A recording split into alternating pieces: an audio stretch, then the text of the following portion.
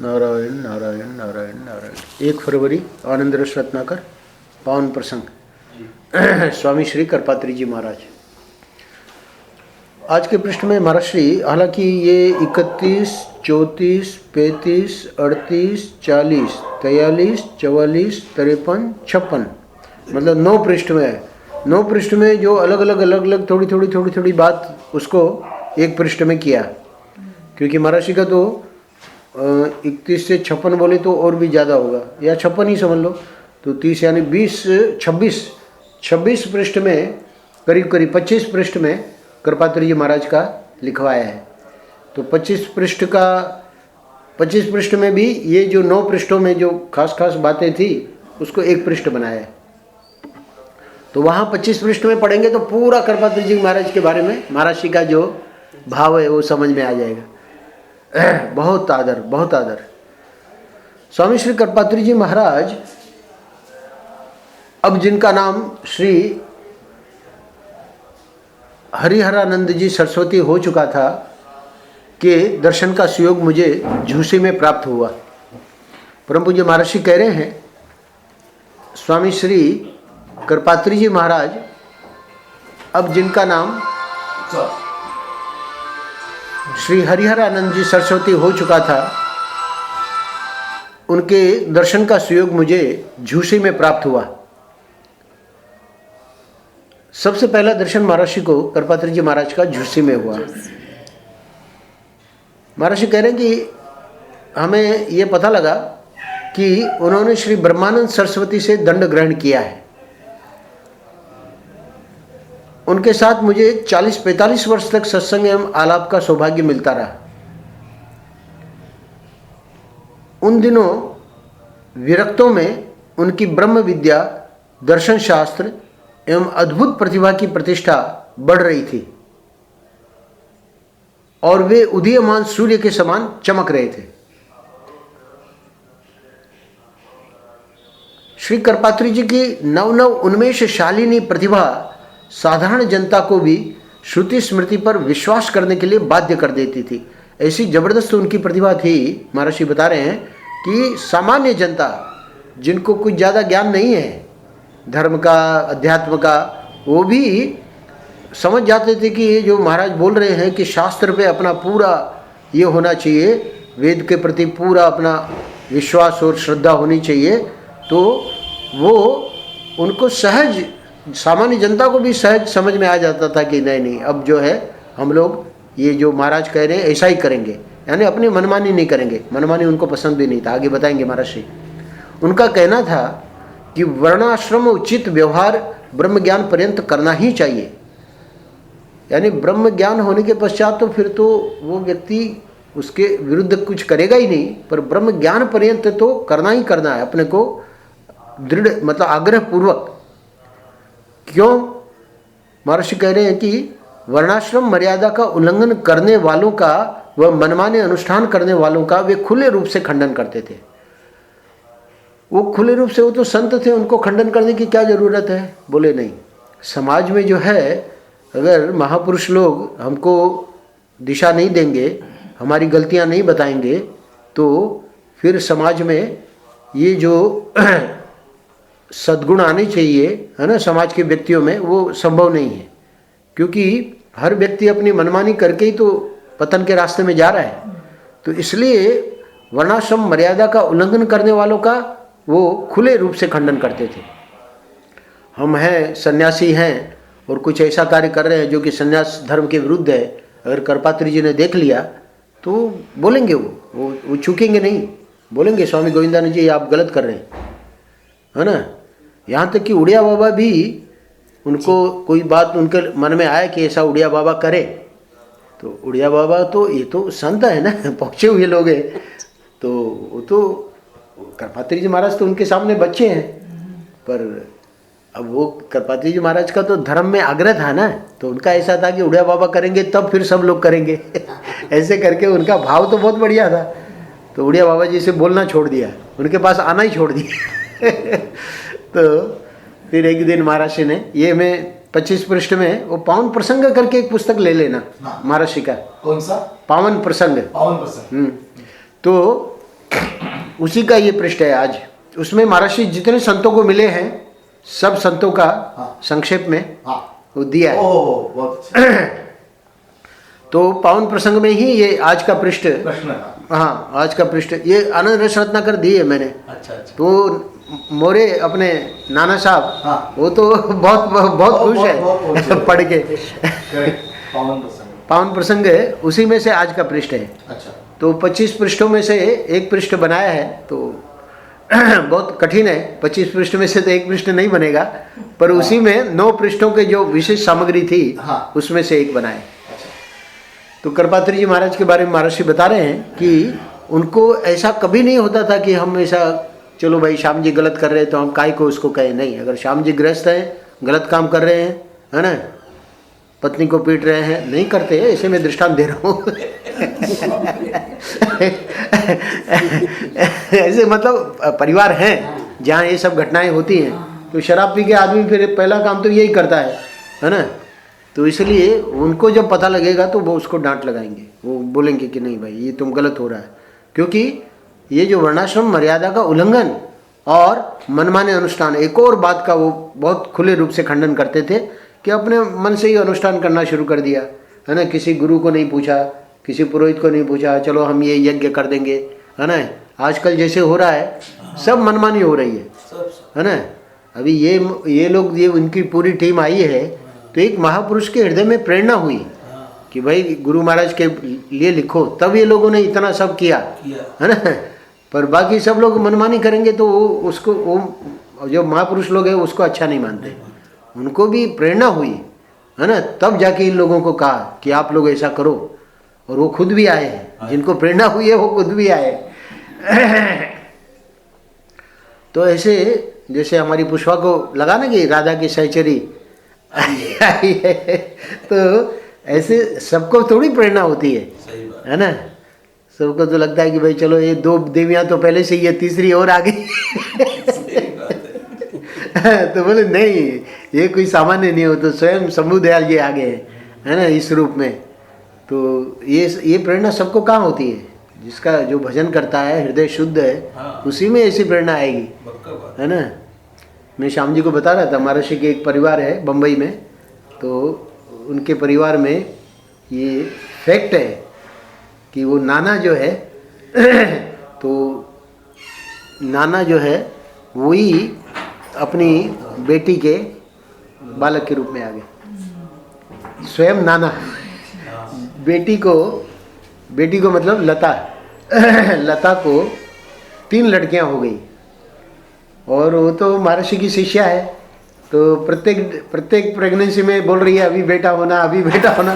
तो प्रथम के बाद शुरू हो जाता है इनका, तो दूसरी भी बेटी हो गई। तो फिर बोले चलो तीसरी प्रेगनेंसी, अब तो बेटा हो जाएगा महर्षि की कृपा से, वो भी बेटी हो गई। अब तो उसने महर्षि से बात करना बंद कर दिया सच्ची घटना है, सच्ची यानी काय के गुरु है हमारे। अरे भाई तो बेटा चाहता ही है हर व्यक्ति। तो महर्षि समझ गए। फिर महर्षि बोले कि अब जो है हम तुमको, मतलब महर्षि को कैंसर भी हो गया था, सबको पता था कि अब रहेगा नहीं शरीर। बोले नहीं, हम तुमको बेटा देके जा रहे हैं, और वो होगा तब उसका नाम मुकुंद रखना। तो कुछ ऐसी घटनाएं घटी, वो हुआ, बेटा हुआ, महर्षि का शरीर पूरा हो गया, बेटा हुआ, और मुकुंद भी नाम रखा। वो मुकुंद अभी अमेरिका में है, 25-26 साल 28 साल का है महर्षि के जाने के बाद ही हुआ। तो 26 साल का है, महर्षि को 27 साल हो गए, 26 साल का है। तो बचपन से ही उसके जो बालक के जो थे, पुणे में जो घर नहीं देखा है, और उसके जो नाना जिस घर में रहते थे और जिसको उनका बहुत प्यार था, किधर क्या रखा है, किधर क्या रखा है, कुत्तों का बहुत शौक, ये वो सब उस बच्चे में। पुणे के घर में बता रहे हैं मेरा वो सामान कहाँ रखा है। अरे तू तो पहली बार आ रहा है वो नाना आ गए उस रूप में, है ना। तो अब इन लोगों को भी समझ में आ रहा है धीरे धीरे कि वो नाना ही आ गए और वो मुकुंद मेरे को क्या बोल रहा है, अभी 1 साल पहले इधर आया था वृंदावन। तो ओंकारानंद जी का तो उसको बहुत प्यार मिला, यानी हमारे गुरु जी के बाद जो अंदर गुरु जी के उसमें चित्र लगा है ओंकारानंद जी, तो उसी ने मतलब उसी का ही, क्योंकि महाराज जी का तो शरीर पूरा हो गया और ये स्वयं भी 7 साल हो गए इनको भी, ओंकारानंद जी को भी। अभी ये महाराज है सच्चिदानंद जी, पर वो 20 साल में जो उसको प्यार मिला, तो ये मेरे को 1 साल पहले यहाँ आया था, तो हम गीता का कुछ पाठ ये कर रहे थे, तो वो भी बैठता था, तो मैं उसका प्रशंसा कर रहा था कि देखो ओंकारानंद जी का इसको इतना प्यार मिला है, और ओंकारानंद जी से बहुत सारे इसको संस्कार भी मिले हैं और बहुत सारी शिक्षा मिली है। तो वो मेरे को क्या बोलता है, बोले सिर्फ ओंकारानंद जी से नहीं, महाराज श्री से भी। मैं तो चकरा गया कि महाराज श्री से कैसे मिला। हाँ, क्योंकि ये तो बाद में जन्मा महाराज श्री के। हाँ, तब बोले आप भूल गए स्वामी जी, मैं ही वो आशा था।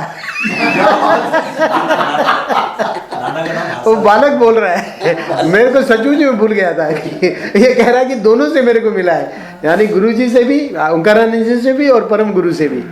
मैंने कहा देखिए इसका मतलब कि 100% ही है।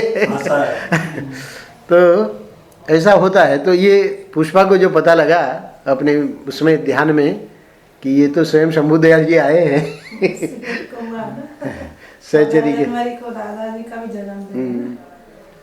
सहचरी के रूप में, तो सबको नहीं होता। तो इसलिए मनमाना जो अनुष्ठान है वो कृपात्री जी महाराज को पसंद नहीं था। क्यों कि मनमाने में क्या होता है कि लोग बहुत गलतियां करते हैं, पर इस प्रकार की प्रेरणा हो ईश्वर की, है ना, या गुरु का सानिध्य हो, या गुरु की ऐसे हमको, जैसे मोरेश जी का मैंने बताया कि इनको प्रेरणा हुई, तभी आप लोग लगे हुए हैं। अभी आज तो जा रहे हैं सब लोग। परम पूज्य महाराज जी कह रहे हैं, मेरे एक प्रश्न के उत्तर में कृपात्री जी महाराज ने हंसते हुए कहा, ज्ञान स्वरूप आत्मा में ही वास्तविक नित्यता होती है। ये कृपात्री जी महाराज को हमारे गुरु महाराज बहुत मानते थे। आपने नाम नहीं सुना होगा इनका? सुना है। तो अभी इस समय, हाँ अभी गुरु से सुना है। अच्छा, जी ने समझ गया। हाँ, क्योंकि जब अखंडानंद जी से भी, अखंडानंद जी का भी परिचय उन्हीं से प्राप्त हुआ, तो फिर तो वो इनका इतना वैशिष्ट था कि हमारे गुरु महाराज, जैसे मैं बैठा हूँ तो गुरु महाराज उनके पास नीचे बैठते थे कृपात्री जी महाराज के, और उनका चरण अपने गोद में लेके उसका सम्मान करते थे। इतना यानी गुरु गुरु भाव था। तो महाराज कह रहे, मैंने एक प्रश्न किया था उनको तो उन्होंने, वैसे थे गुरु भाई महाराज के, क्योंकि ब्रह्मानंद जी से इन्होंने भी, कृपात्री जी ने भी संन्यास लिया और हमारे महाराज ने भी ब्रह्मानंद जी से संन्यास लिया, पर फिर भी इनकी जो ज्ञान और इनका जो था गरिमा, महाराज की भी ज्ञान गरिमा में कोई कमी नहीं थी, पर सहज है कि बड़ों को हम लोग आदर देते हैं, तो बहुत आदर देते थे। तो कह रहे हैं कि एक बार मैंने प्रश्न किया तो उन्होंने हंसते हुए कहा कि ज्ञान स्वरूप आत्मा में ही वास्तविक नित्यता होती है। वेद का यथार्थ परमार्थ आत्मा ही है, और तो सभी अनात्म पदार्थों की नित्यता आरोपित एवं कल्पित ही है। ये वेदांत का प्रसंग चल रहा था, तो उन्होंने कोई बात समझाई। ईश्वर के बारे में महर्षि ने प्रश्न किया, तो महर्षि ने को उत्तर दिया कि माया के द्वारा परमार्थ ब्रह्म सत्ता से किंचित न्यून सत्ता के ईश्वर का निरूपण किया जाता है। यानी दोनों प्रश्नों के उत्तर वो वेदांत की दृष्टि से वहाँ महर्षि ने, बल्कि ये पावन प्रसंग में और जितने भी आप जीवनी पढ़ेंगे, आज मैं इनको बता रहा था, एक पुस्तक यहाँ से जरूर ले जाना, पावन प्रसंग महर्षि का, जिसमें जितने महात्माओं को महर्षि मिले और गृहस्थ संतों को भी जिनको मिले, उनका संक्षेप में जीवनी उन्होंने लिखवाई है।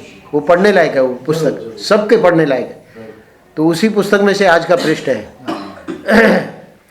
तो महर्षि कह रहे हैं, हाँ, तो मैं बता रहा था कि वो उसमें आपको बाकी जितने चरित्र हैं वो बहुत, यानी पढ़ने में आनंद आएगा। खाली कृपात्री जी महाराज का आपको लगेगा कि बहुत क्लिष्ट है। क्लिष्ट क्यों है? क्योंकि उसमें वेदांत के पर फिर भी वो पढ़ेंगे तो आनंद आएगा। उनका कहना था कि वस्तुतः उपनिषदों में रस, आनंद, सुख, भूमा आदि के नाम से निरुक्त रस स्वरूप आत्मा का ही वर्णन है। अभी एक बात कृपात्री जी महाराज कहने जा रहे हैं, वो उसमें महाराष्ट्र के सभी संतों का वर्णन आएगा। सिद्धांततः अद्वैत एवं भावतः भक्ति का प्रतिपादन उन्हें बहुत प्रिय था। यानी सिद्धांत में तो एकदम वो अद्वैत का बहुत गजब का उनकी निष्ठा थी, ब्रह्मनिष्ठा, यानी ऐसे ब्रह्मनिष्ठ महापुरुष इधर देखने में नहीं आए। और भावतः भक्ति का प्रतिपादन, यहाँ तक कि वो भागवत पर भी प्रवचन करते थे और अपना क्या कहते हैं भक्ति भ्रमर गीत और गोपी गीत, ये प्रवचन 1962 में जहाँ हुए तो वो रिकॉर्ड किया था 1962 में। उस समय वो स्पूल वाले टेप रिकॉर्ड थे। तो उससे अब हमारे आनंद प्रस्तुति में साध्वी कंचन ने उनको सीडी बना लिया है। तो वो पेन ड्राइव भी है और ये है क्या बोलते हैं MP3 भी है। तो उनका पूरा भ्रमर गीत और गोपी गीत आप सुनेंगे, क्या उनकी वाणी और क्या उनका ज्ञान। वो ये तो खाली लेख पढ़ने में नहीं, उनको सुनने में जो आनंद आएगा तो वो भी यहाँ उपलब्ध है। पेन ड्राइव चाहिए तो पेन ड्राइव, नहीं तो MP3 जो भी आप चाहे ले सकते हैं। भ्रमर गीत और गोपी गीत। तो करपात्री जी महाराज के बारे में कह रहे हैं महाराज श्री कि सिद्धांततः तो अद्वैत की वो बात बोलते थे, पर भावतः भक्ति का प्रतिपादन उन्हें बहुत प्रिय था। यानी वहाँ पर भी एक जगह मैं अभी प्राय सुन लिया है मैंने, अभी बन के तैयार हुए 2-3 महीने पहले। तो भ्रमर गीत तो मैंने पूरा सुन लिया, वो तो उसकी तो 2 CD है MP3 और गोपी गीत की 4 है। तो 4 में से तीसरी मेरी कंप्लीट होने वाली है, चौथी बची है। तो उसमें एक जगह तो बोलते बोलते एकदम उनका गला अवरुद्ध हो गया है और वो अभी महाराज श्री आगे बोलेंगे। वो कहेंगे महाराज श्री कि रोमांच कंटकित प्रेम अश्रु परिप्लुत उनके स्वरूप का वो मंगलमय दर्शन। देखिए क्या शब्द प्रयोग कर रहे हैं। ये रोमांच कंटकित और प्रेम अश्रु परिप्लुत स्वरूप किनका होगा? वेदांतियों का नहीं होगा, भक्त का ही होगा, है ना। रोमांच हो रहा है, प्रेम अश्रु गिर रहे हैं, ऐसे स्वरूप का मंगलमय दर्शन, है ना। वो कह रहे करपात्री जी महाराज का भावुक रसिकों के और रसज्ञों के हृदय में स्फुरित रहे। यानी आखिरी पंक्ति है, पर इसके ये मैं आखिरी पंक्ति पहले बीच में पड़ गया क्योंकि वो भावतः भक्ति का प्रतिपादन उन्हें बहुत प्रिय था का मतलब वो स्वयं बहुत उच्च कोटि के भक्त थे। महाराज ये कहना चाह रहे, वे कहा करते थे भक्ति मुक्ति स्पृहा रहित, भक्ति मुक्ति भुक्ति स्पृहा रहित भक्तों को भगवान का निर्विशेष रूप संतृप्त नहीं कर सकता। उनका ये कहना था कि जो भक्त होते हैं उनको ये वेदांत का ब्रह्म और ये आत्मा, इससे उनको तृप्ति नहीं होती है। इसलिए मोरे जी वो हमारे आचार्य जी को प्रश्न कर रहे थे आचार्य जी समझे कि हम इनके प्रश्नों का उत्तर नहीं दे पाएंगे क्योंकि ये भक्तों के सामने वेदांत लाओगे तो उससे उनको तृप्ति नहीं होगी। उनके लिए भगवान को श्री राम कृष्ण आदि के रूपों में स्वयं व्यक्त होना पड़ता है। यानी स्वयं ब्रह्म को राम और कृष्ण आदि के रूप में आना पड़ता है। और इसी के आगे का वाक्य है करपात्री जी महाराज के का वाक्य सुनिए।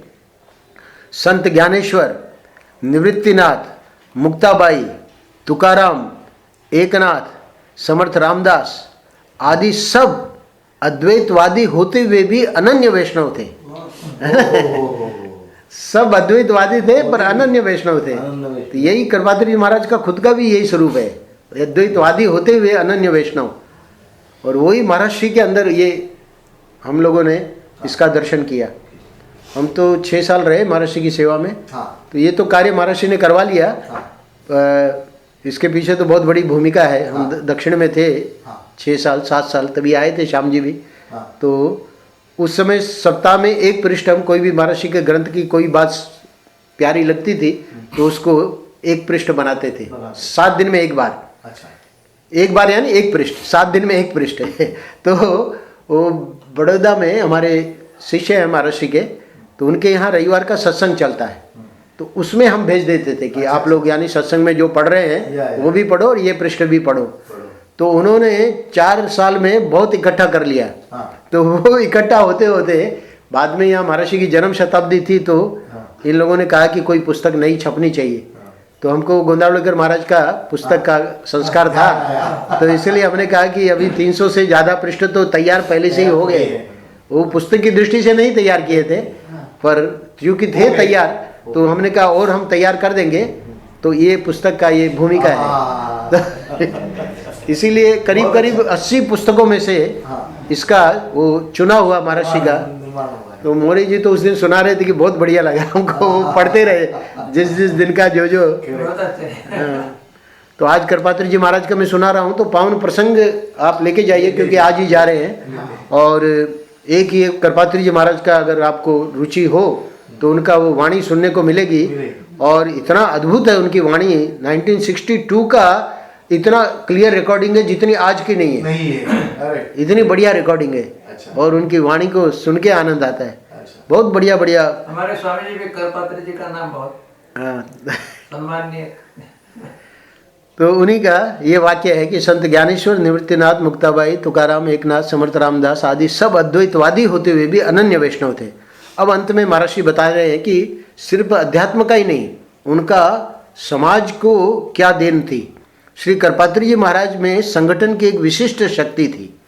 वे अपनी निपुणता, बुद्धि कौशल एवं सौजन्य से विरोधियों को भी अपने अनुकूल बना लिया करते थे। बहुत कठिन है विरोधी को अपने अनुकूल बनाना, तो वे अपनी निपुणता, बुद्धि कौशल एवं सौजन्य से विरोधियों को भी अपने अनुकूल बना लिया करते थे। आजकल क्या है, हर एक व्यक्ति का अपना आग्रह है। वेदांती होगा तो वो सामने वाले की बात समझने की कोशिश नहीं करेगा, भक्त होगा तो वो वेदांती की बात समझने की कोशिश नहीं करेगा।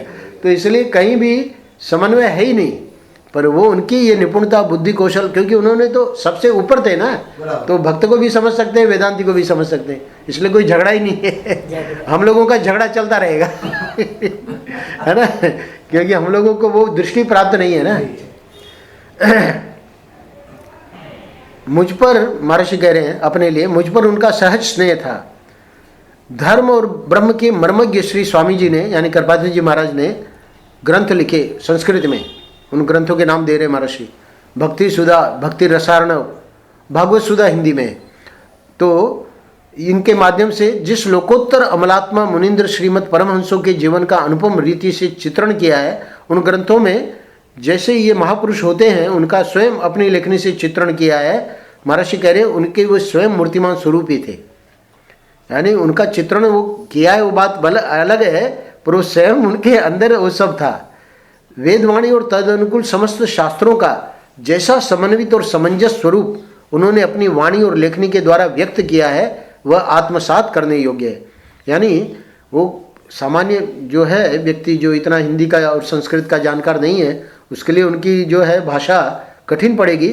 पर जो कर सकते हैं, मतलब जिनको है ज्ञान हिंदी का और संस्कृत का, तो महर्षि कह रहे हैं उनको तो सुनना ही चाहिए। उनके लिखे हुए लेख और उनका जो वाणी सुनने को अगर मिले, अब वो भी उपलब्ध हो गई है, तो और वो आत्मसात करने योग्य है। खाली सुन के रखना नहीं है, उसको जीवन में उतारना है।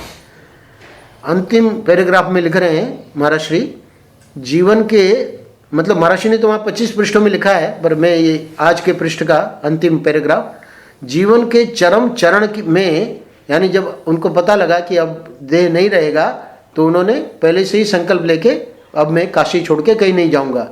तो देश काल कलना विमुक्त अखंड बोध रूप शिव तत्व के रूप में ही वे श्री वाराणसी केदार खंड में विराजमान थे। वहीं रहे वो, वहीं उनका शरीर त्याग हुआ।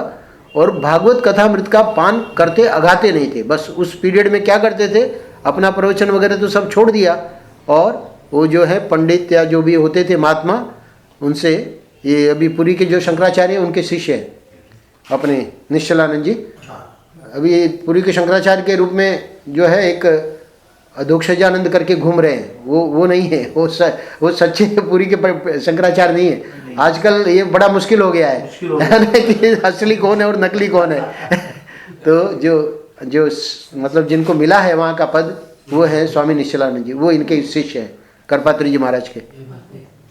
तो वो यहाँ अपने आश्रम में करीब 20 साल या 19 साल रहे, फिर यहीं से उनको शंकराचार्य के रूप में ले गए। तो महाराज श्री स्वामी अखंडानंद जी महाराज हमारे गुरु जी ने उनकी प्रतिभा को जानते थे, वो तो उनको पता था, और श्याम जी को तो पता है। महाराज जी ने अपने जीवन काल में ही कह दिया था कि ये शंकराचार्य बनेंगे। तो बाद में महाराज जी की लीला संवरण के बाद उनको उधर पुरी में बुला लिया, अभिषेक कर दिया। तो वो भी करपात्री जी के शिष्य हैं। तो कभी उनसे भी सुनते थे, कभी किसी पंडित से सुनते थे। भागवत कथामृत का पान मतलब उस अपने रुग्णावस्था में भी बस कोई उनको सुनाते रहे। हमारे गुरु महाराज रामचरितमानस ज़्यादा सुनते थे। अच्छा। हाँ तो ये भागवत कथामृत का पान करते अघाते नहीं थे।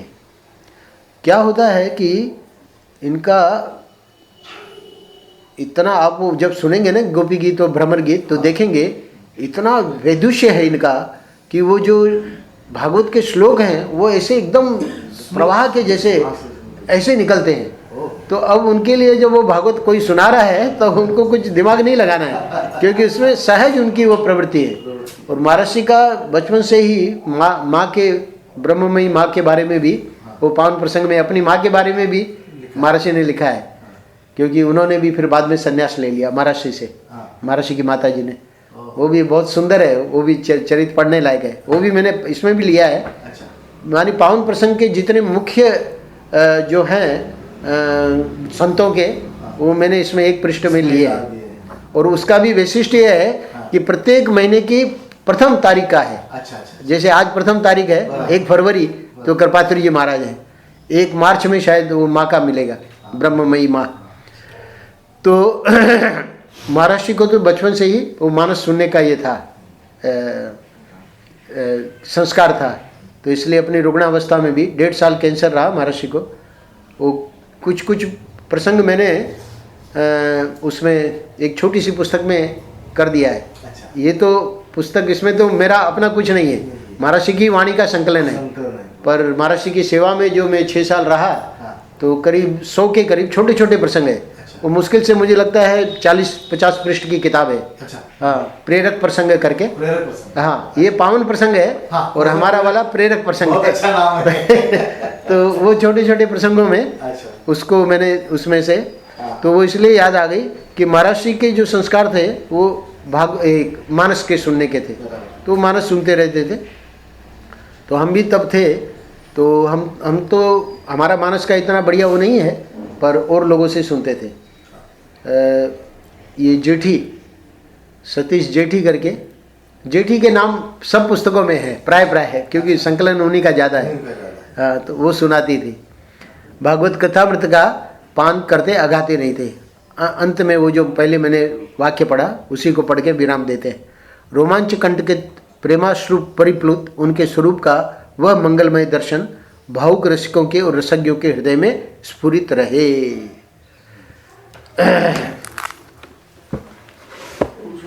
तो आपका सफल हो गया? सफल हो गया। अच्छा। दिल्ली भी हुआ है? दिल्ली नहीं, तो बीच मिलने वाले थे, वो बोले मैं जा रहा हूँ बाहर। अच्छा,